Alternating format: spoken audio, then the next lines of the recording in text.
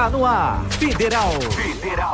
Rádio Instituto Federal. Informação, cultura e entretenimento à sua disposição no smartphone, computador ou tablet. No ar, Rádio Instituto Federal.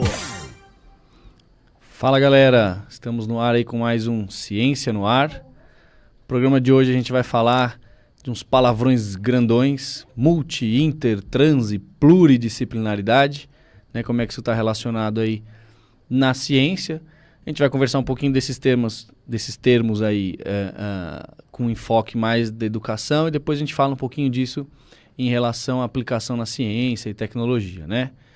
Só para lembrar informações importantes, vocês podem acessar os nossos programas e todos os outros programas aqui da rádio no site, no federalnoar.com.br, na nossa página do Face, né, Rádio TV Instituto Federal, e mandem aí também as suas perguntas no nosso WhatsApp, né, DDD 11 97074 4103, aí o WhatsApp da Rádio TV Instituto Federal. Então, vamos lá, gente, vamos começar a falar um pouquinho dessas coisas todas. E eu já vou começar mostrando um livro para vocês, né? Para o pessoal que está ouvindo aí, o livro é Interdisciplinaridade em Ciência, Tecnologia e Inovação. E para o pessoal que está aí assistindo, está aqui a capa do bichinho, né? É um tijolão, ó. Mas não se preocupe, porque não é alguma coisa que você precisa ler como se fosse um romance. São um monte de capítulos, cada um tratando aí de um tema específico, né? Cada capítulo aí é escrito por um ou um conjunto aí de pesquisadores, né?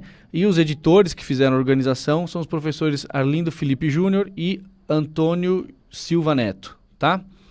A da editora Manoli, e ele foi, né, feito esse livro aí através de uma relação entre a Federal Santa Catarina, a UERJ, a USP e a CAPES, né? A gente já falou da CAPES aí nos programas em que a gente comentou a respeito de como que a gente financia aí a pesquisa, tá?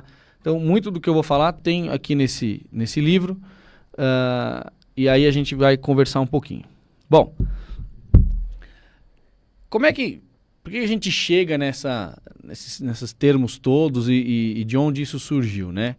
A gente começou numa época aí pré-disciplinar, né? Lá nos primórdios do pensamento da humanidade, as coisas eram feitas de uma maneira generalista, né? Ou usando uma palavra bonitinha, holística, né? Então, a gente não diferenciava, né, no cidadão que pensava a respeito dos problemas da natureza, das relações do homem, etc.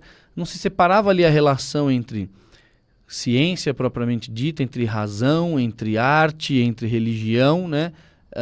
As discussões eram feitas aí na mistura de todas essas áreas. Depois, quando a gente teve a evolução aí do pensamento científico, a gente foi para uma modalidade mais compartimentalizada da ciência, né? Aí, através da metodologia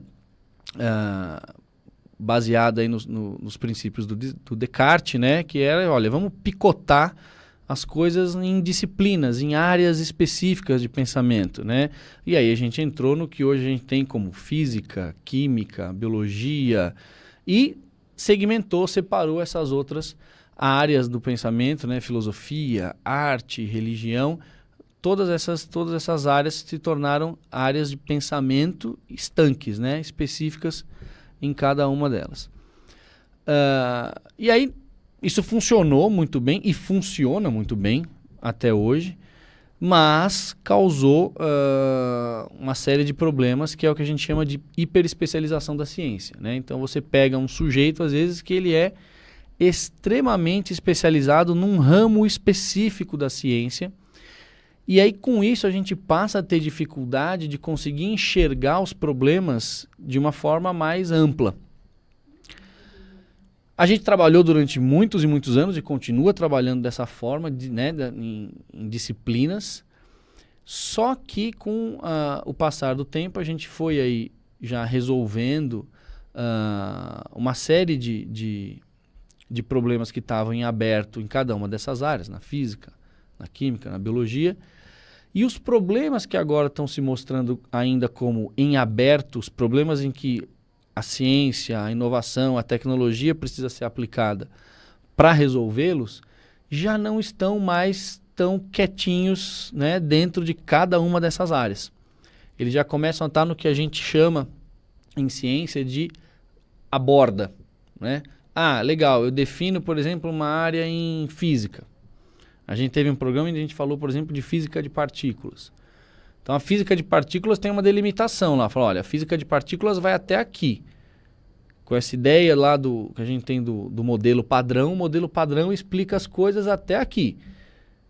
E daqui para frente? Daqui para frente não dá para se aplicar mais as ideias do modelo padrão. Esse daqui para frente é a tal da borda, é a região onde a gente tem a definição de um problema que está em aberto e que eu não consigo resolver esse problema usando aquela área única e exclusiva da ciência para responder.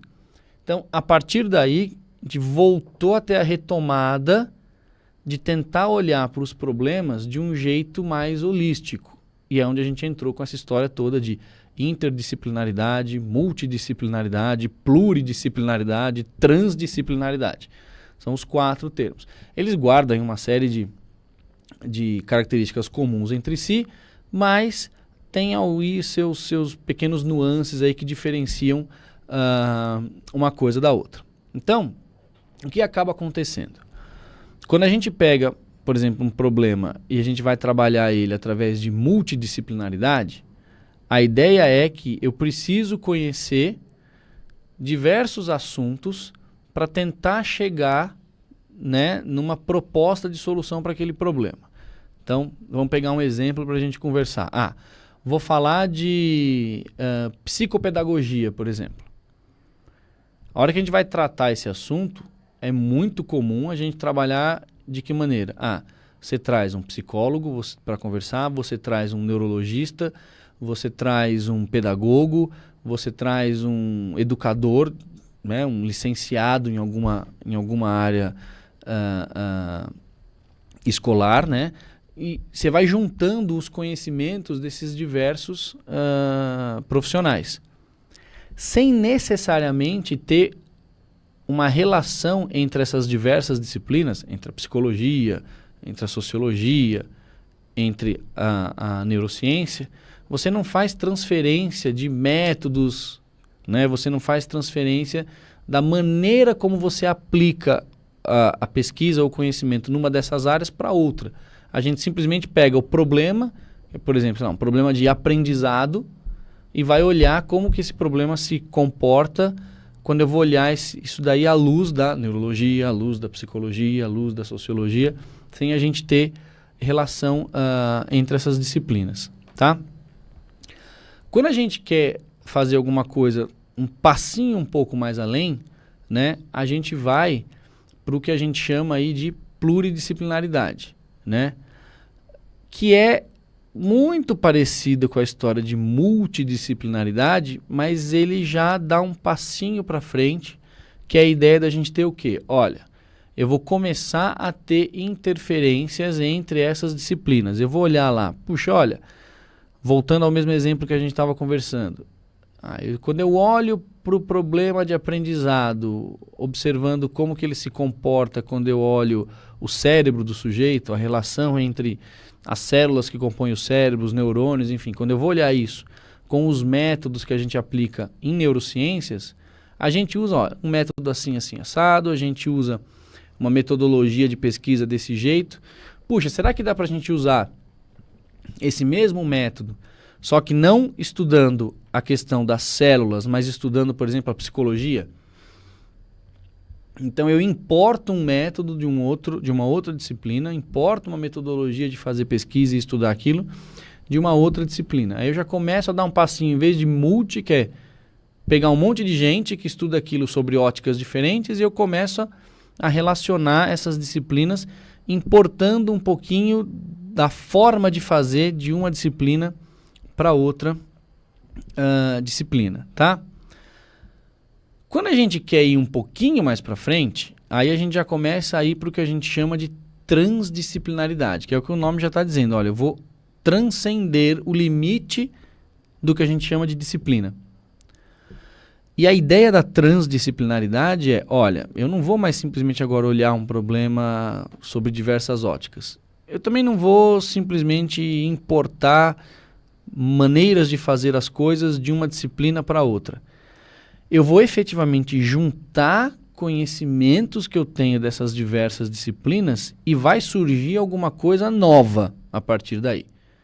Pode ser uma nova disciplina, pode ser uma nova área de pesquisa, pode ser uma nova área de conhecimento, e eu vou trabalhar deste jeito aí. Só que esse tem um grande complicador, que é quem é o profissional que vai trabalhar nisso daí? Porque eu precisaria ter alguém que conhece de neurologia e ao mesmo tempo conhece, por exemplo, de psicologia, e ao mesmo tempo conhece de ciências sociais. Mas via de regra, era mais ou menos o que a gente tinha lá atrás, na parte de pesquisa científica, quando a gente começa a estudar lá os artigos, lembra lá, pega lá um outro programa nosso lá onde a gente comentou a respeito de como que a gente faz a divulgação da ciência, né? A gente falou dessa questão das revistas e dos artigos. Quando a gente está lá no laboratório, na indústria, trabalhando com pesquisa, que a gente vai lá para os artigos científicos procurar as coisas, não é raro, aliás, é um tanto quanto comum, a gente chegar em determinados, né, artigos que são o que a gente, em terminologia científica, a gente chama do tal do artigo seminal, né, que é aquele cara que fez a principal pesquisa ou lançou as bases em que todo mundo se apoiou para estudar aquele negócio dali para frente. Então, lá atrás, a gente tinha pesquisadores que tinham essa visão holística. Ainda aí, trabalhando, por exemplo, com neurologia, a gente tem um caso muito clássico na área de biologia e fisiologia, que é o que a gente chama do experimento de Hodgkin-Huxley, que foram dois pesquisadores, um biólogo e um engenheiro, que trabalharam em estudar como que o sinal elétrico percorria um neurônio. E eles usaram isso, né, o animal que eles usaram para fazer esses testes era a lula gigante. Então eles retiravam um neurônio gigante da lula, é um neurônio que você consegue enxergar a olho nu, né, um neurônio grandalhão. E desenvolveram toda uma metodologia para fazer as medições e tirar os modelos de funcionamento desse sistema. Então, quando você vai olhar os artigos deles, eles têm lá 5, 6 artigos que compõem o conjunto do que eles propuseram lá ao redor de 1952, 1954. Você vê fortíssimas bases em física, fortíssimas bases em matemática, fortíssimas bases em biologia, fortíssimas bases em engenharia, que foi todo o dispositivo que foi concebido por eles para fazer os testes, né? Então, eles conheciam bastante bem todas essas disciplinas para poder propor o que eles estavam pesquisando, que era como que a sinalização elétrica caminhava, né, se deslocava de um ponto a outro dentro de um neurônio. Hoje em dia é mais complicado a gente fazer isso, porque, obviamente, a ciência evoluiu muito, o conhecimento que a gente tem acumulado é muito maior do que o conhecimento que a gente tinha acumulado há 1 ou 2 séculos atrás. Então, você ter um sujeito que domine de fato todas essas áreas realmente é um complicador. Mas o que a gente está vendo hoje em dia é que cada vez mais os problemas e que a gente trata como complexos, né, que estão aí na borda das diversas disciplinas, das diversas áreas da ciência, eles estão pedindo esses profissionais que conhecem ou que conseguem pelo menos passear com determinada facilidade entre diversas disciplinas, tá? Isso vai aparecer num monte de áreas, tá? Se vocês derem uma pesquisada, tem um outro artiguinho bem legal, a gente já falou do Cielo aqui também em alguns outros programas. Eu sugiro para vocês aí um artiguinho que chama A Teoria e a Prática da Interdisciplinaridade em Ciência da Informação. Tá aqui para o pessoal que está assistindo. Ali, ele é meio gorduchinho, mas dá para ler tranquilamente. É um artigo bem legal, ele fala especificamente de interdisciplinaridade na área de TI, né, na área de desenvolvimento de sistemas, enfim, é uma área específica, né? Do mesmo jeito que lá no livro que eu sugeri para vocês, vocês também vão achar lá um conjunto de capítulos onde eles falam de experiências em inter e transdisciplinaridade em diversas áreas, na área de biomedicina, na área de educação, na área de informática, em diversas outras áreas, né? E fatalmente, a hora que vocês começarem a ler coisas a respeito disso, vai pipocar um assunto, vai pipocar um nome de um sujeito que se chama Bertalanffy, tá? Na verdade, o sobrenome correto seria dizer o von Bertalanffy, que é V, né? V-O-N, mas de pronúncia é von. Que ele tem, o Bertalanffy, ele propôs uma área de estudo que a gente chama de teoria de sistemas, teoria geral dos sistemas, né? A essência da ideia da teoria geral dos sistemas é a seguinte: olha, quando a gente começa a pegar coisas que são muito complicadas para estudar, a gente, porque é o que a gente aprendeu a fazer aí ao longo dos anos, a gente compartimentalizou o conhecimento num monte de disciplinas separadinhas. E a gente foi treinando, né, cientistas, né? É engraçado que tem, em alguns dos textos que vocês vão ver, o pessoal gosta muito de separar, né? Treinar técnicos e cultivar cientistas. Tem essa diferenciação, né? Você treina um técnico, que é o cara que vai operacionalizar coisas, mas um cientista a gente não treina, a gente cultiva esse cara. Enfim, só um parênteses. Então, a ideia a hora que a gente começa a compartimentalizar essas coisas todas, e a gente depois tem que dar um jeito de juntá-las, via de regra a gente falha na hora de juntar. Por quê? Eu começo a juntar os pedacinhos e eu espero que a soma das partes responda o que é o conjunto, que é o todo. E cada vez mais a gente tem visto que a hora que você soma as partes, o resultado dá mais do que a soma de cada um dos pedacinhos. Vamos tentar traduzir esse negócio. Seria mais ou menos como se fosse uma coisa assim: olha, eu tenho um carro e um pato. A hora que eu somo lá o carro e o pato, eu faço um carro que voa. Então, eu estou pegando uma característica do carro e uma característica de um pato, eu junto essas duas coisas, que são partes separadas, e o resultado final é exatamente igual à soma das partes, né? É um bicho que voa, um carro, e tenho lá um carro que sai voando. A ideia da teoria geral de sistemas é a hora que eu somo o carro com um pato, eu tenho lá um treco que é diferente.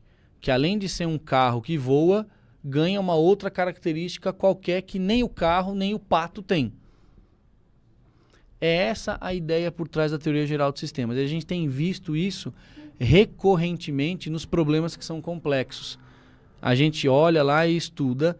Então eu pego lá, por exemplo, um sistema biológico, e eu vou lá estudar a genética dele, eu vou estudar a molécula X, a molécula Y, vou estudar, né? A hora que eu junto todas essas partes para tentar explicar por que uma determinada doença tem a ação desse jeito, eu vejo que ali aparece uma característica que eu não tinha em nenhum dos outros pedacinhos que eu estudei, tá? E a partir dessa propositura da teoria geral dos sistemas do Bertalanffy, essa área, né, foi começando a ser trabalhada como uma nova área de conhecimento, e aí já começa a ter toda uma teoria por trás disso daí, para tentar explicar por que raios podem aparecer características, na hora que eu junto um monte de pedacinhos, que nenhuma das outras partes tinha. E aí é onde começa a entrar a necessidade de a gente ter cientistas, pesquisadores, que conhecem diversas disciplinas ou conseguem transitar bem entre diversas áreas do conhecimento. Eu, especificamente, sou um exemplo meio esquisito dessas coisas de inter e transdisciplinaridade. Eu sou engenheiro eletrônico por formação básica, mas fiz o mestrado e o doutorado em fisiologia. Eu trabalhava com modelagem matemática de sistemas biológicos, com a parte de controle neural e como que o controle neural afeta o movimento de animais e seres humanos também, né, em específico, né? Então, eu acabei passando por 13 anos de formação de nível superior. Desses 13 anos, eu fiquei 5 anos na engenharia e depois fiquei mais 8 anos na área de biologia. Então, percebe que para você ter um sujeito que consegue transitar entre algumas áreas de conhecimento, vai um investimento grande de tempo até você conseguir cultivar o tal do cientista naquilo.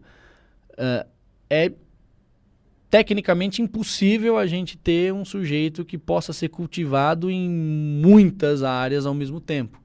Então isso vai pedir que a gente consiga montar equipes, né, que vão conseguir trabalhar não só com a transdisciplinaridade, mas com a multi e a pluridisciplinaridade.